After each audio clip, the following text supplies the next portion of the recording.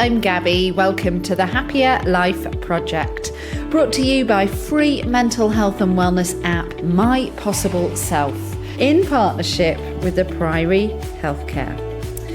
Today, we're going to talk about confidence. Confidence means feeling sure of yourself and your abilities, not in an arrogant way, but in a realistic, secure way. Confidence isn't about feeling superior to others. It's a quiet inner knowledge that you are capable. So why do so many of us struggle with our confidence? Are some people born more confident than others? According to Psychology Today, somewhere between 25 to 50% of the personality traits linked to confidence may in fact be inherited. And the factors that contribute to low self-confidence combine and interact differently for each person. Your genes, cultural background, childhood experiences, and other life circumstances all play a role. And then there's social media, the media, societal expectations, family expectations, all fanning the flames of your insecurities. But although we can't change the experiences from our past or the many voices around us, there is plenty we can do to alter our thoughts and expectations to gain more confidence, to be seen and heard. To be confident offers a more positive outlook on life, increasing your mental and emotional well-being. And if that doesn't come so naturally to you, well, according to today's guest, that's when you need to put the work in. If you're struggling to cultivate more confidence in your life, then this conversation really is for you. Communication, self-esteem, self-worth, relationships, they're all intrinsically linked to confidence and how we show up in this world. So, ready to find a healthier, happier you? Let's get started.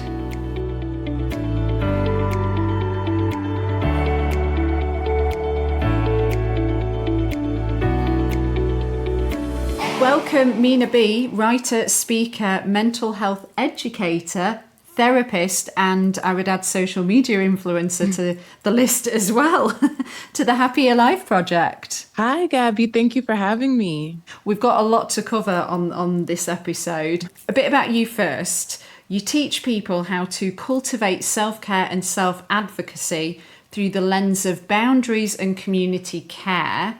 So confidence is obviously going to play a huge factor into that. Yes, absolutely. And working on it. Yeah. And I pulled this directly from your website. It's kind of a mission statement. You believe in the power of community-oriented healing as an emotional wellness practice that helps us understand how our relationships with others help to deepen the relationship we have with ourselves. Mm-hmm. Yeah. That's deep. So before we get into confidence, why and how did the mentioned become your life's work? So my own personal struggles with mental health is pretty much what led me to this work of healing, really being into the mental health field and just really understanding, how the brain works, how the body works, how the mind works. But most importantly, how do people develop the resilience to continue on, even in the midst of adversity and hardship? And I think for me, because I had my own personal struggles and my own dealings with mental health, I realized that I had to build some level of self-advocacy as well as self-care to be able to maintain my well-being. The boundary piece came into understanding that a lot of the things that I was dealing with also came from me being a people pleaser, me being codependent, me wanting to make everyone else happy while I suffered. And in order to change that dynamic, you do have to learn how to advocate for yourself. You have to learn how to advocate for your needs in order to get the life you think you deserve. And for me, it really meant tapping into my own wisdom and recognizing, okay, I have this pain, I have these struggles, but what role am I playing here in this? And when I realized that I lacked boundaries and I lacked the confidence to really assert myself and really advocate for myself, those were the areas where I realized I need to heal. And that began my life's work. So, confidence. Mhm. Confidence helps us to feel ready for life's experiences. When we're confident, we're more likely to move forward with people, with opportunities, and not to back away from them. Do you think that on the sort of get-go or from the start that people are born more confident than others? And how important do you believe those early childhood years are in terms of nurturing and developing a child's confidence, and the problems, perhaps, if that isn't developed, that can go on to affect us later on in life? So I definitely think early childhood development plays a role in a lot of the ways we show up in society, our self-esteem, our confidence, how we see ourselves, how we build connections. A lot of that definitely stems from childhood. It stems from having parents who are supportive, how your parents speak to you. Did you come from a childhood where your parents belittled you? If you got bad grade in school, they called you terrible names, they put you down, they weren't very supportive. People who grew up around emotionally immature parents or adults may also find that their parents had needs, emotional needs that they forced their children to tend to. So instead of the child having their emotional needs met, they found themselves having to care and care for their caregiver, care for their parent, having to show up in ways that forces you to be more like an adult than a child. And so when you are raised in an environment where you're shrunken, you're told that you're not good enough. You're told that you're not smart. You're put down often. You're not praised.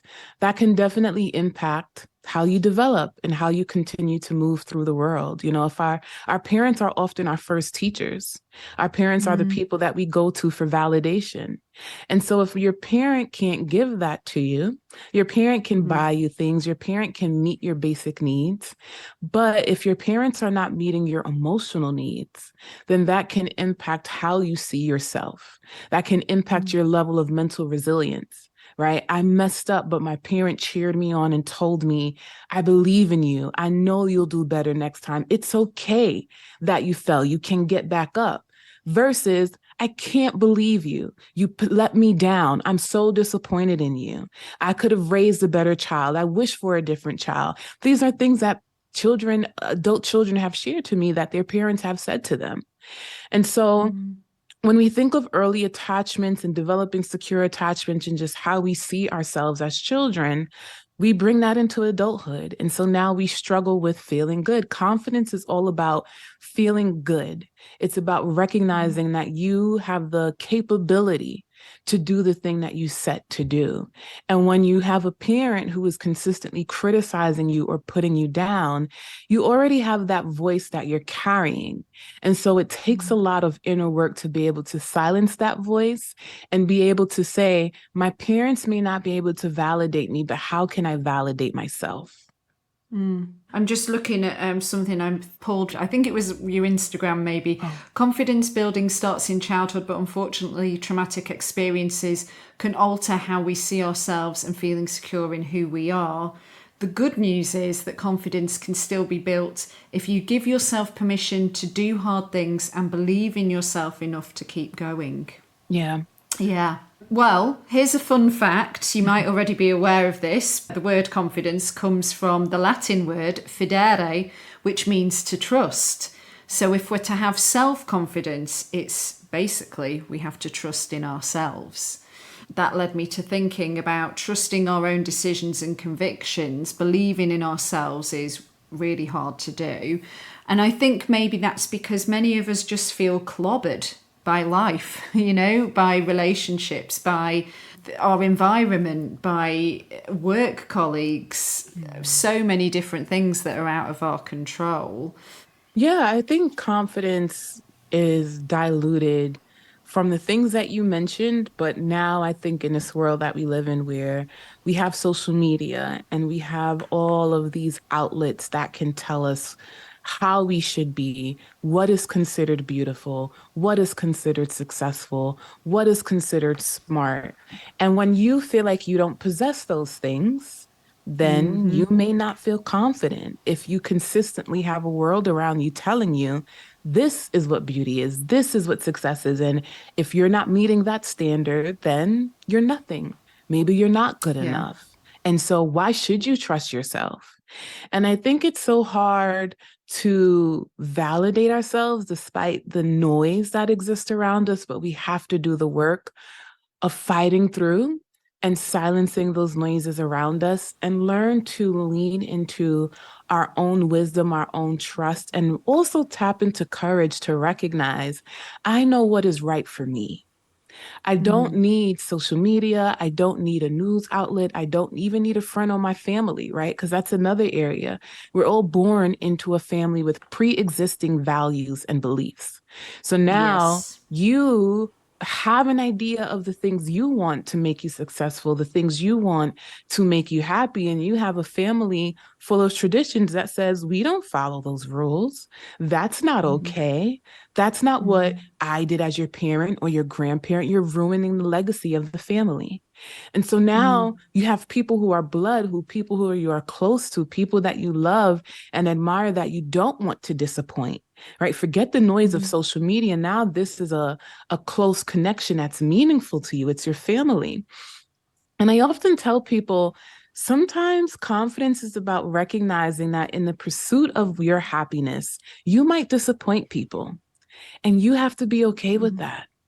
Because if you consistently are leaning into the opinions of other people, you will never be happy. You are going to be living your life figuring out, how do I satisfy my partner, my friend, my family, the world, while I feel depleted, while I'm suffering. I can't go to bed at night because I lack joy. I feel miserable. I'm exhausted from trying to carry the weight of being everything to everyone and nothing to myself. And so when we think of confidence, we also have to recognize that in the midst of you trying to do the thing and leaning into your own self-trust and building the life that you want, there are going to be people who have opinions, and you have to let them have those. You have to let them have those feelings of disappointment and trust. The same way you can work through your own emotions, other people can work through their emotions too. But if we're chronically saying to ourselves, I can't have this thing because this person is going to feel this way, then we're not going to be happy. What about on the flip side, if it's somebody else disappointing you and knocking your confidence? Maybe it's heartbreak, maybe it's not getting that job promotion. Again, there's many different factors as to how that could be. Maybe you were a confident person until something happened. There was a particular incident. Maybe that's why you get clients that come and seek out you to kind of get you back to where you used to be. What about them? Yeah, absolutely. Our life experiences can definitely impact our self-esteem. So you could be really, really confident. Like you said, that partner that you were with, that you loved and thought you were going to get married to, you break up, and now the sense of rejection makes you feel like you're no longer lovable. So you don't have confidence to go back out and date. Also, like you said, you didn't get that job promotion. And so, what have I been working hard for? Is it that I'm not smart enough? Is it that I'm not good enough? And so, when you are the person on the other side who you've experienced something, it's really important for us to check in with our level of mental resilience, right? Because hardship does happen. And we have to ask ourselves, what are we doing to heal from this? Because there are things that are painful, right? And so this hurts. This is heavy. And I got to give myself permission to feel this thing, but I don't have to allow this experience to define my life. And so I think there's a difference between recognizing what I'm going through is hard versus what I'm going through now shapes my future.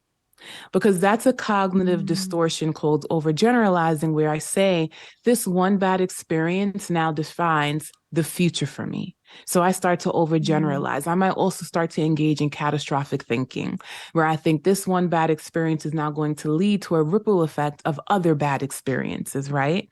And it makes sense that we do that because science shows that 80% of our thoughts throughout the day are negative, right? And so we are in some ways wired as a form of survival to think the worst as a way to feel good. And one of the things that we have to do when we find that there is something that is trying to shatter our level of confidence, one, we might have to grieve whatever that loss was. We also have to do the work of recognizing, am I taking this personally? So that person who didn't get the job promotion, you not getting a job promotion doesn't necessarily mean you're not adequate. But taking it personally might mean I'm to blame. I'm taking this as a personal attack against me, when it could simply be they were really great candidates. I could only select one out of five, and it just ended up being that other person. I thought you were a star player. You could have, if there were multiple positions open, you would have probably gotten it, but there were so many good people to choose from. We went with this other person. It has nothing to do with you not being good enough. Even in that relationship, you might find that because of our incompatibility, that's why we're separating. It's not that you're not lovable. It's not that you aren't likable. So we also have to recognize, how do I take things personally? How do I see things as a personal attack against me versus recognizing this was an experience. It was a hard experience, but I can grow through this experience. I can learn from this experience, and I can continue to shape myself and give myself the things that I need to continue to cultivate confidence. Why do we often dismiss our own dreams and happiness like it's a luxury that we can't afford? Because perhaps confidence is linked to this as well. I think we often dismiss our dreams and happiness because there's multiple things. One, it's easy to dream about something, but in order for you to be happy, you have to invest in your own happiness. Happiness is not just going to fall on your lap, right? And I think some people think that when people ask me, how do you become joyful? Well, you have to cultivate joy. You have to give yourself meaningful moments that will make your life feel joyful. Joy is not just going to come out of nowhere. And it's the same with happiness. And so I think the first step is, it's easy to dream, but it's really hard to engage in action.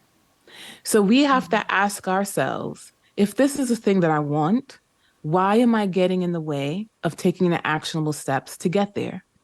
Sometimes we live in our comfort zone and we recognize, well, if I want this particular thing that I know I'm really passionate about and I really want to pursue it, I have to put myself out there and it makes me anxious. And instead of saying, I can do this thing and manage my anxiety, we say, nope. And my anxiety is chronic fear and worry. And so if I feel fearful, that means this is bad and I'm just not going to do it.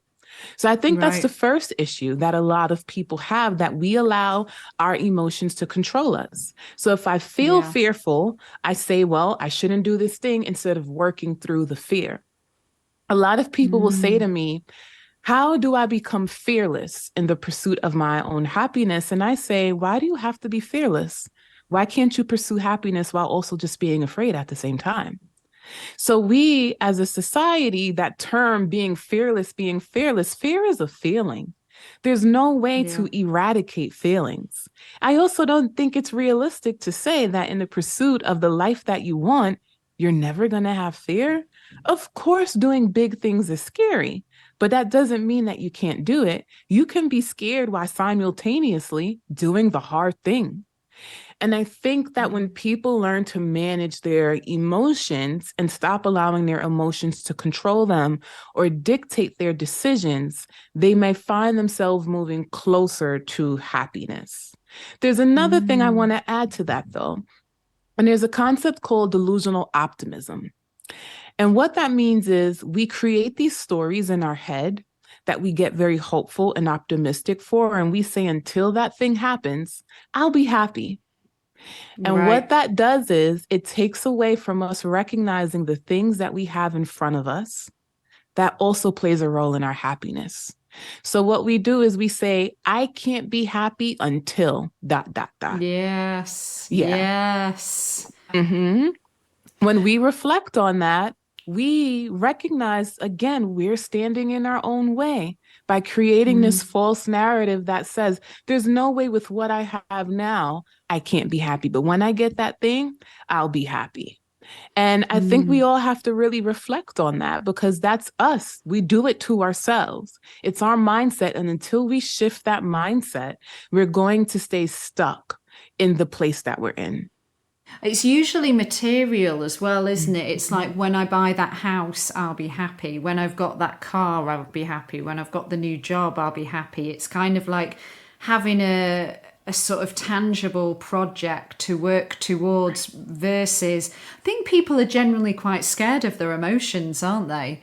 Like they don't really want to go there if it's something that's maybe, I don't know, quite an extreme emotion like fear, love. I think people, like you said, get in their own way a lot and they'd just rather shut things down or be closed off because the fear of getting hurt is too much to contemplate. Absolutely. Absolutely. And I think everything requires a risk in life. If you're not willing to take a risk, you're never going to grow. And so you have to ask yourself, am I happy where I'm at right now in this moment? And if there's something better out there for me, if there's something that I know that I desire, there's going to be a risk involved. And I have to be willing to take that risk to give myself the life I think I deserve. I always say that to people. If you have a life you think you deserve, it's your responsibility to give it to yourself. And I think that when we really tap into that, we recognize that again, it's scary, but I can be afraid and get the job done. I don't have to wait for my fear to dissipate to say, well, once I'm fearless, then I'll get started. No, you have to get started while you're afraid so that you can teach yourself, oh, this isn't scary after all, because I'm doing it. But until you step into action, if you're standing still, you're not moving, you're not growing, you're not evolving. And we have to be willing to just put ourselves out there and take a chance on ourselves and believe we deserve to take a chance on ourselves as well. Because probably people hide behind confidence as well in terms of saying, I'm not confident enough to do this. And I watched a YouTuber say that we've actually got it the wrong way. People think you need confidence to try new things or to chase for those dreams. But she said by trying new things and chasing those dreams, that's how we build our confidence. I think that's pretty much what you were just saying. Absolutely. Anything in life is built. Healthy relationships are built. Confidence is built. Having high self-esteem is built. We create these things for ourselves. And I think people think sometimes that it just happens. It's going to happen. I'm waiting for the day that it happens. And you have to say, no, that day is going to come when you make changes, when you take actionable steps, and when you recognize you're teaching your brain, oh, this thing can be done. I do have the courage to do this. This thing isn't as scary as I am. That's how behavior and emotion work together. The emotion is present, but until you engage behavior, that emotion starts to change. So for those of you, a simple thing is people who first started learning how to drive.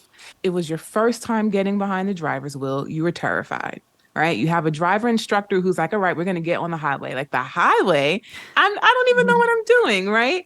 So you're scared. But the more you're doing it, that fear dissipates. And now you just get in your car and you just drive without the thought of any emotion involved at all. Because you've taught yourself, I know how to do this thing. It was scary at first, but I still did it while it was scary because it was important to me. I knew the value of being able to drive. I knew I needed to have access to a vehicle. And so that thing was important enough for me to say, you know what, I have to work through this emotion. And we have to treat our lives as just as valuable. We have to say, no, this is important. I needed to learn how to drive to get from point A to point B, but for my life, it's just equally important. And so whatever it is that's hard for me, I have to tap into the courage to just get it done, even while I'm afraid, so that as time goes by, now I have courage. Everything just comes naturally for me now because I'm no longer afraid of this thing. When it comes to confidence obstacles, I found a really interesting article online and I'd love to share it with you. It's taken from netdoctor.co.uk. Let me just pull it up here. Okay, here we go. 9 confidence blockers and how to overcome them. Number 1 is stop worrying about what they think, which you've already touched upon, whether it's society, social media, your family, friends or colleagues. They are people we consider won't approve, that they'll look at us critically or like persuade us against doing what we want to achieve. And so a confidence booster suggestion is to apparently think about who inspires you and who has stepped beyond their restrictions to follow their own path. Okay, number 2 is avoid people who bring you down. Do you have a friend or colleague who makes you feel bad about yourself or feels like an emotional vampire?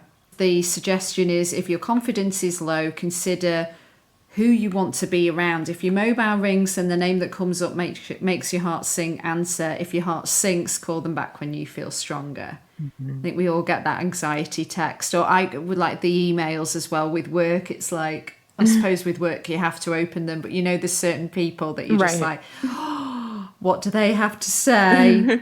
Don't forget, food can impact your mood. When it comes to mood and behaviour, research shows we are what we eat. So a nutrient-packed diet may help to reduce anxiety, boost your mood, and in turn, this will help make you to feel more confident. So the confidence booster would be to stay hydrated and eat a nutritious diet.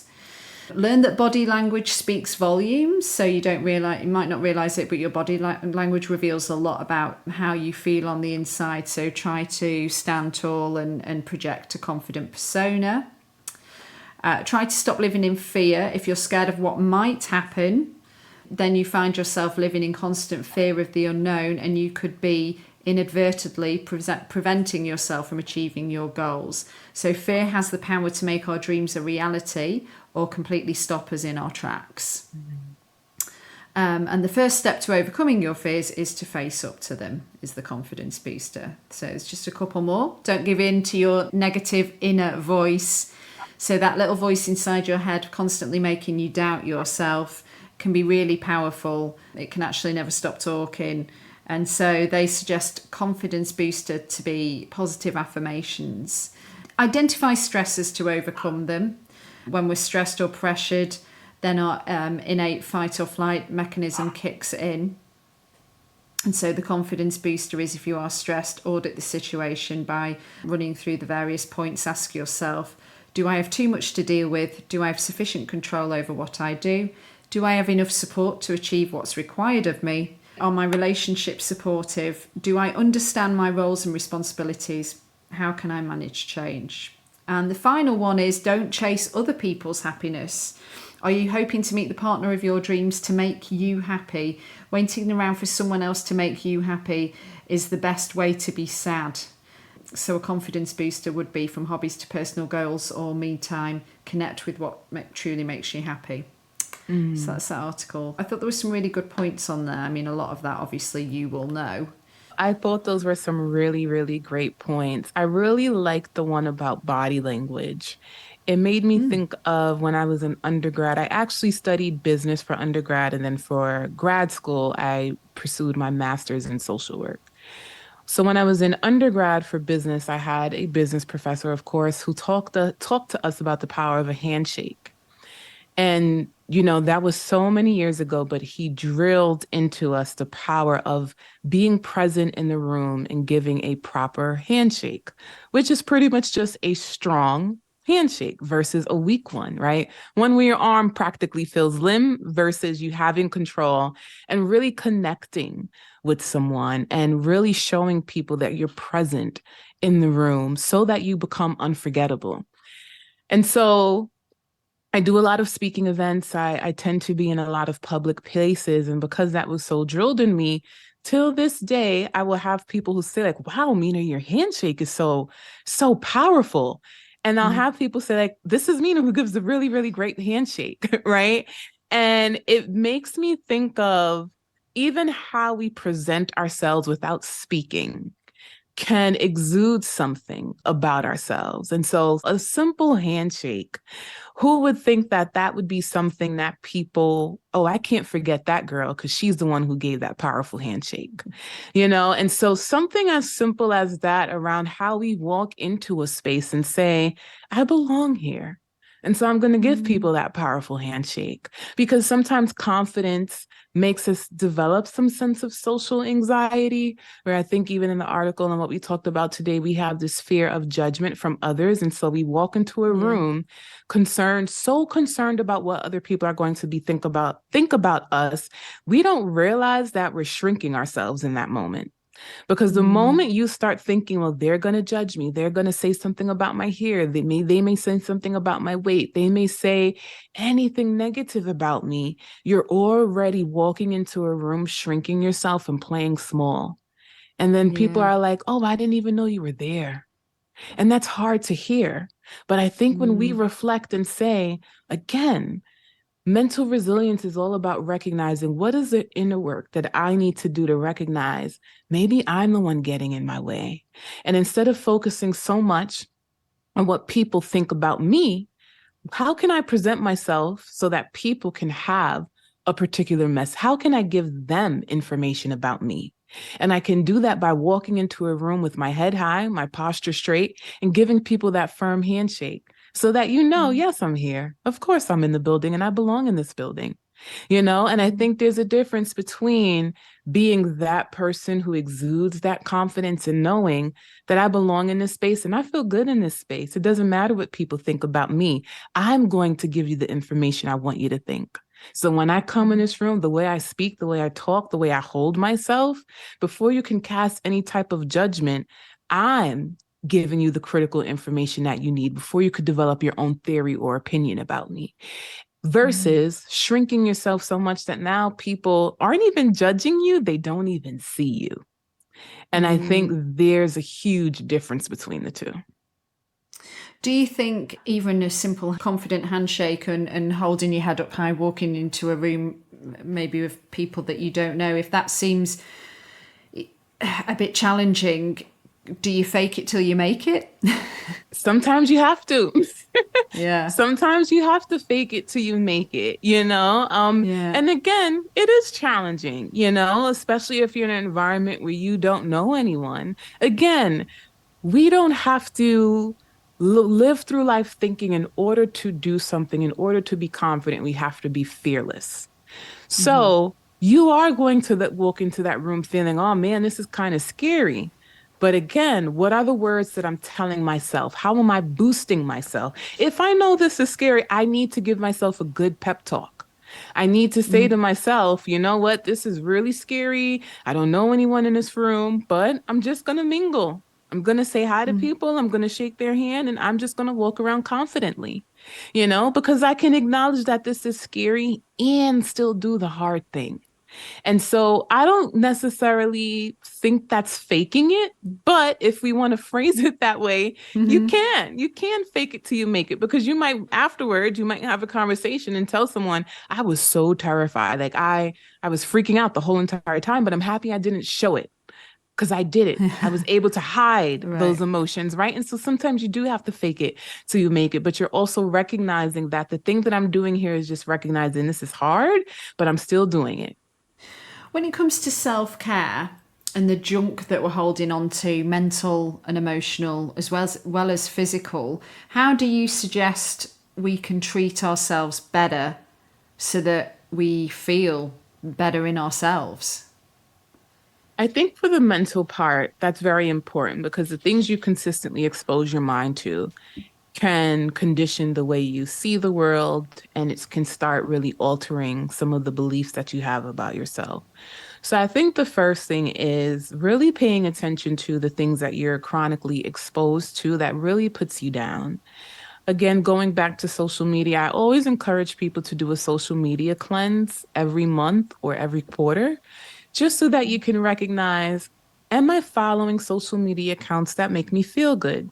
It might be that for years, this person, this influencer, I love them.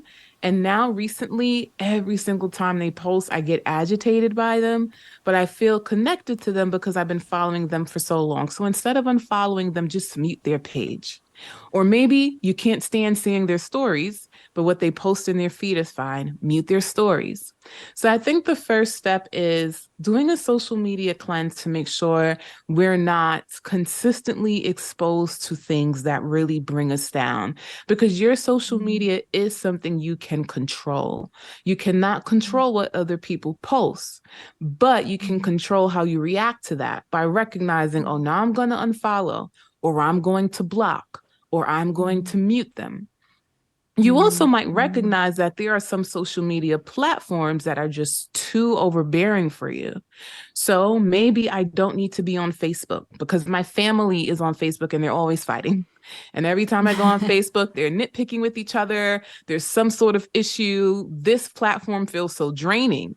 Maybe I just don't even need to engage on that platform anymore, right? So those are some ways that I would encourage. Another thing, and this is about building up both your mental and emotional self-care, is really doing that work of talking highly about yourself, giving yourself a pep talk, giving yourself words of affirmations, saying kind and good things to yourself, because a lot of us are naturally inclined to tear ourselves down. And as I shared earlier, unfortunately, 80% of our thoughts are negative throughout the day. And so you have to think, out of that 80%, how many of those thoughts are about me that are negative? And so I and anyone else, I encourage people to be able to recognize what are the thoughts that you're having, because you want to be able, in order to build mental resilience, you have to speak kindly to yourself. And so self-care is also about nourishing yourself, and nourishing yourself is about how you view yourself. How do I speak to myself? Would I talk to my child the way I talk to me? Would I talk to my colleague the way that I talk to me? And if you find that you'd say no, chances are you need to develop a better form of communication that you have towards yourself. So those are some things that I really encourage people to start with when it comes to recognizing what are those outward sources that we can start setting limits around that we know don't make us feel good, but internally, we have to set limits with ourselves and learn to be kinder to ourselves and just be more in tune with the way we treat ourselves. So we're putting the work in with how we're treating ourselves, and we're doing the work in terms of how much we're letting social media, the media in general, TV, films, books, the press, how much like that is affecting us and our confidence. Relationships with others is a little bit more tricky. Some slides, I hope you don't mind, that I pulled from your Instagram, I'd love to share because I thought they were just really, really helpful and could be applicable to friends, family, and, you know, romantic partners. 4 slides, if that's cool. Yes, that's fine. You said it is healthy to have standards, and expecting someone to show you kindness and empathy and be respectful of your time is not too much of an ask. It's the bare minimum. That was number 1. Number 2, it is healthy to want your emotional needs to be met when a person consistently fails to show up, commit, or continuously leaves you feeling confused. It's okay to move on or do what you need to protect your emotional well-being. It is healthy to pay attention to how somebody makes you feel. If a person is constantly making more withdrawals than deposits and leaves you feeling unhappy and drained, you must be willing to ask yourself why this person still has access to you, and if what you're gaining matters more than what you're missing or losing. And the last one was, it is healthy to be an adult and communicate when things are over instead of dragging people along or ghosting them. Maybe that is a little harder with family members. But I was like, I need to blow these up and put them on my wall. These messages. Absolutely. I think we all could just use the reminder every now and then regarding relationships. But I think it's interesting when you say family too, because I think that reminder still correlates. I think it's important to remember that even family members owe you respect and kindness. I think sometimes we follow through blind loyalty, we end up following family members because we're like, well, they're blood. So Yeah. even though they're mean to me and they talk down to me and they're very terrible and nasty to me, Yeah. And they chip away at my confidence. right, and they're making withdrawals more than deposits, and they're impacting my self-esteem and my confidence and how I see myself. They're family. And I hear people say that all the time, and it's important to remember that your family is still just a relationship, right? Yes, it's through blood. It's a Yeah. relationship through blood. All relationships require emotional safety in order for us to develop secure attachments. The reasons why we have such avoidant and disorganized attachments with our family members is because they don't make us feel good. They are not kind. They are not respectful. They make more withdrawals than they do deposits. And yes, you are my person through blood, but you still owe me respect and kindness. It is still healthy for me to expect this from a family member. And so Yeah. there are some people who have to recognize that because it's family, when you draw a boundary, the repercussions to it might look a little different compared to maybe a friend or a partner. But your emotional safety is still important, whether it's with a friend, partner, or a family member. It's just that the way that person might react might feel a little different because this is a family member. But I really Yeah. encourage people to recognize your boundaries matter. And when a family member is making you feel unsafe, they're making you feel small, and they're not willing to do the work to hear you and understand how they're making you feel and how they're contributing to your lack of emotional wellness, then it's important for you to decide, how do I show up here? How will I continue to communicate? The holidays are coming. And so if I'm going to see them during the holidays, what does that look like? Do I want to go to their house over the holiday? Is it better for me to stay in a hotel? That is what a boundary looks like. Oh, I don't actually want to have this conversation around the dinner table. I'm going to change the subject, or I'm just not going to participate. So if you continue to ask me questions, I just want you to know I'm not being rude, but I don't plan to respond. Things like that. And is it going to elicit some emotions from them? Yes, people are people. People have feelings. I often tell people, when you erect a boundary, stop expecting people not to have an emotional reaction. They're going to, Right. because people Right. have feelings and emotions.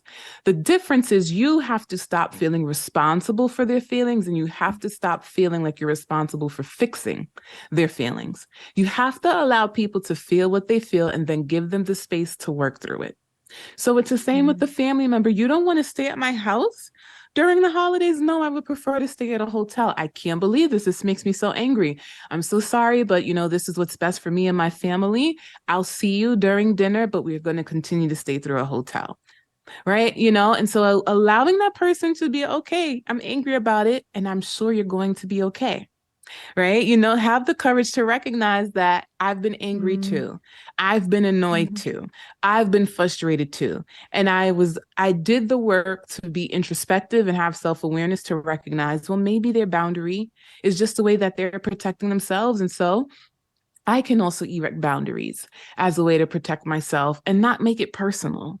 So I think when we really start to own that we're allowed to have boundaries with our family members and be okay with our family members being hurt or disappointed or sad or mad, in order for them to go through those difficult emotions, to be able to change the structure of the family, because sometimes we need that to heal. Yeah.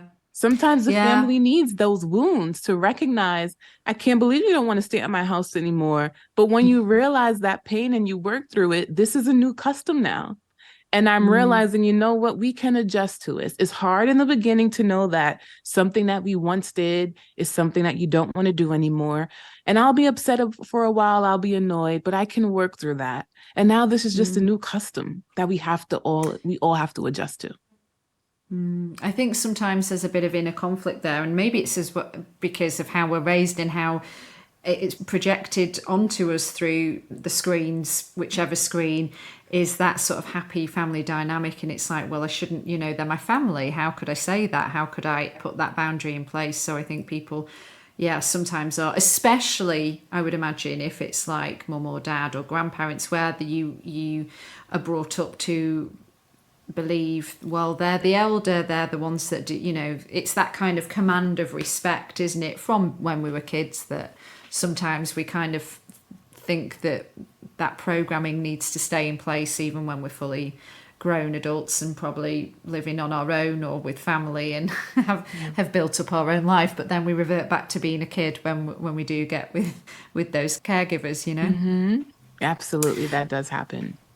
So the last thing I just kind of wanted to touch upon in terms of confidence is in the workplace, because I know this is an area you do lots of work in. And again, that can be really challenging if you've got overbearing and overpowering work colleagues that might speak over you a lot, or an intimidating boss. But this lack of confidence might be holding you back from, even just in its simplest form, enjoying your work more, or like being promoted, getting that pay rise. You probably have to these days ask for the pay rise for it even to happen. Not always, but a lot. What do you suggest here? There's many different things to touch upon. I think the first one is recognizing that in the workplace, we can't control people. We can't control that person who works tirelessly, works through the weekends, and then we say, well, this person is getting a promotion and this person is getting all of this, and they work all these hours that I can't work. We have to be mindful of my boundaries are my boundaries, their boundaries are their boundaries. I can't control how they show up. I have that overbearing boss. I cannot control my boss's personality. I cannot control how they effectively do and manage their work. I think a lot of the times when I'm working with clients in the workplace, I realize how so many people are fixated on the behaviors of others that it pulls away from them owning who they are and showing up as they are. So this person is doing this. I want to get this promotion, but look at how this person is showing up and they're doing all this and they're doing all of that. Do you have the same amount of energy to exert? And if the answer is no, then you have to let them be them and you continue to be you. But I think where the gaze becomes so fixated on this person is this person, this person, this person, that we start to create this anxiety because we don't feel good about ourselves. And we think now I have to do more, I have to be more, I have to conform, I have to change, I have to adjust, instead of just being content with knowing when I enter my workplace, I know I show up as my full self and I know I give 100%. And the way I give and the way I pour out my effort is going to look different from a colleague. And confidence is not about comparison. I think that's the thing too. We're looking at what other people are doing and we're assuming that if we don't start behaving that way, we won't be seen. But we have to ask ourselves, how am I showing up and uniquely being me? Because yes, that's the loudest person in the room, but are they being heard? You could be loud, you can shout, you can scream, you could be the first person to raise their hand. But are you actually being heard? Are you giving something of value? Right? And so I could be the one who I don't show up the way they do, but I'm heard, I'm seen, I'm validated.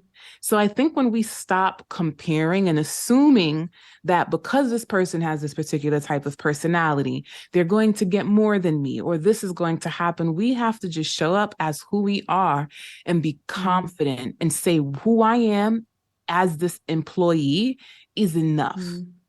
I have the skills. I have the effort. I know what I bring to the table. And when you can say that about yourself, none of those things you point out no longer matter. Okay, my boss is a little micromanaging. I'm not going to take it personal because clearly that's a them issue, not a me issue. I can figure out how to respond to them. I'll still be me, and I'll just make sure I respond in a way that doesn't disrupt my peace, because that's a them thing. Right? That colleague who's always doing extra and doing all of these different things, that's a them issue. It's not a me issue, but I can control how I respond. And I can make the choice that gives me peace versus disrupting my peace. And I think that is the most critical thing that we can do in the workplace, where we stop comparing and we say and we own, this is who I am, and recognize what we bring to the table and be confident with that, and stop assuming that I have to be more like that person or like this or like that to be seen or valued in the workplace. Gosh, pretty much everything of what you just said could also be applied to romance, dating and relationships, right? Absolutely. Showing up, being your authentic self. This is who I am. This is what I bring to the table. Exactly. Exactly. Yeah.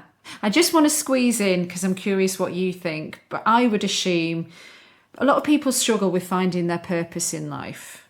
You know, you can have the great job, you can have everything on paper, but there's still something and you can't put your finger on what it is that's just not making you feel right. And I wonder again through the lens of confidence, do you think finding purpose might be just not just, but it might be in volunteer work, it might be serving others with no agenda. That might be something that just fulfills you in a way that other things don't. Everybody's going to be different in that respect. Do you think living a purposeful life would be, you know, if we could find out what it is that's going to give us that meaning, then we're going to have that peace and have that confidence to do what we do, be who we are? I think purpose is definitely important because studies do show that when people find that they have purpose and meaning in life, they're able to get through hardships and adversity in a different way compared to people who feel like they don't have meaning, they feel lost. Because when you feel like you have purpose and meaning, you have something to cling to that gives you hope. And it gives you a reason to wake up in the morning. It gives you a sense of passion. It tells you, it lights this spark within you where despite what's going wrong, these are the things that are going right. And there's so much more out there. And so I do think finding meaning and purpose is very, very important for our livelihood and for just nourishing our well being. And I think it's a cycle. I think that when we find the things that we're passionate about and gives us purpose, we become more confident. And I do think when we have confidence, we're able to step out to find the thing that we feel gives us purpose. So I actually think it's kind of like a Two-way cycle. street. Yeah, it's like a two-way street. Yeah. I think confidence is really for example, I worked a traditional job for a really, really long time, and I knew my purpose was to educate and teach. And I had to have the confidence to say, I'm going to quit. I'm going to walk away from the 9 to 5, and I'm just going to take the risk of being self-employed. And that took confidence to get there. And now that I'm working in something that I'm passionate about, it builds my confidence every day. And so I think that for some people, we have to ask ourselves, what are the things that we want to try? Because learning what you're passionate about also requires you to try new things. It requires you to step out of your comfort zone. The things that you think about often, the things that you're like, when I'm on a computer on social media, I dream about that. That might be a sign that maybe it's something that really does interest you. And so until you try it, you won't really know what it feels like, right? It's just in your imagination right now. It's not real. It's not Yeah. tangible until you do it. So I really encourage people to start thinking about things that are very important to them, things that they have not tried, that they have a strong connection and desire to try, and put yourself out there and see how it makes you feel. You might find that I wanted to try this thing for so long and I did it and it's terrible. And you realize, oh, this isn't for me after all. But then you do it, and on the other side, it could be, wow, I really love this. And it's not just a job. I think it's important to remember your purpose is not just your career. It could be Right. many other things. And so I think when we put ourselves out there through confidence to confidently say, I'm going to try this thing, I'm going to take the risk, then you're able to see how purpose develops in your life. Oh, wonderful answer. You could defer to that for the last point, which is I ask every guest at the end of the episode to set us some homework based on the theme of the episode. So, in this case, what is a simple, actionable thing that we can all do when it comes to improving our confidence that will help us on our journey to building a happier life? I would say think of something that you've been wanting to try for the first time and get it done. And it can be simple. It could be, I want to try a new recipe. I don't think I'm the greatest cook, but I'm going to try that new recipe and see how it turns out. I might find that I want to try to run, an extra mile on a treadmill. Let me see if I can push myself to do that. What is something that you've been wanting to try lately and find the courage to just do it? Don't think too deeply about it. Don't let fear get in the way. Just try it and see what the results are. Thank you so much, Minaa B. For more on you, I encourage people to head to your website, which is www.Minaa, spelled Minaa, B as in the number B. The number B? It's not a number. The letter B.com. And then your Instagram is Minaa, Minaa_B. Just wanted to make sure I got that right and still managed to botch it up. Oh, thank you so much for a really, really brilliant conversation all about confidence. Thank you, Gabby. I love this conversation. Thank you for having me. Everything that comes out of her mouth is just absolute gold. Thank you again to Minaa B, and thank you to you for making it through to the end of this episode of the Happier Life Project with me, Gabby Sanderson. And now I couldn't say goodbye without the important housekeeping. If you are suffering with your mental health, there is a crisis button on the My Possible Self app, which will signpost you to the correct information for immediate expert advice. Those of you who are listening on one of the podcast platforms and not on the app, the My Possible Self app is completely free to download, so you don't need to worry about it costing you anything. If you get the chance to leave us a review, that would be very much appreciated. And to find and follow us on social media, we are at My Possible Self, and I've been at Radio Gabby. Today, I'm going to sign off with a quote from the Dalai Lama. With realization of one's own potential and self-confidence in one's ability, one can build a better world. Do take care, and I'll see you on the next one.